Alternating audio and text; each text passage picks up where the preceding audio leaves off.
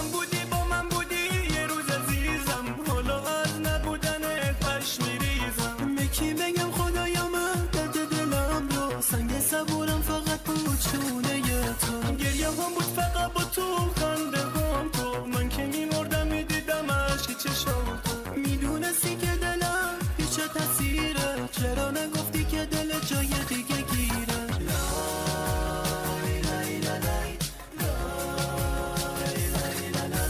من که بعد از این همه وقت خونه دل خوردم، نمیتونم ببینم دل تو رو بردن. بغضی توی گلومه همه چی تمومه، دوست دارم هنوزم به خاطرت میسوزم. بغضی توی گلومه همه چی تمومه، دوست دارم هنوزم به خاطرت میسوزم.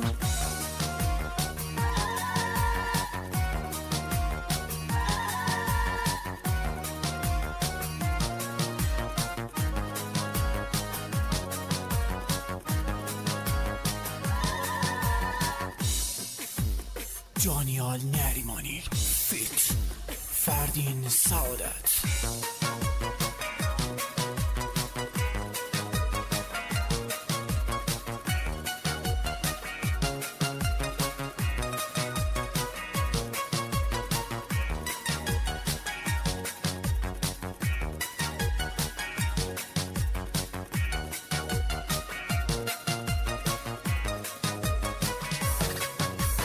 چی میخواستی عزیزم که من نداشتم؟ من که همه هستیم و به پات گذاشتم. میگی موندم بیشتر بجبار و زود، ولی عشقت کرده بود منو کوره کن. گفتم عاشقی درده، گفتی میدونم. گفتم عاشقی سخته، گفتی میتونم. عاشق نشدی یا نیستی با من نموندی، دیدی واسه مردم ولی منو سوزوندی.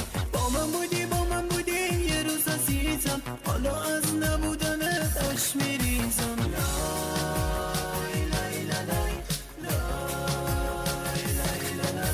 من که بعد از این همه وقت خونه دل خوردم، نمیتونم ببینم دل تو رو بردن. بغضی توی گلومه همه چی تمومه، دوست دارم هنوزم به خاطرت میسوزم.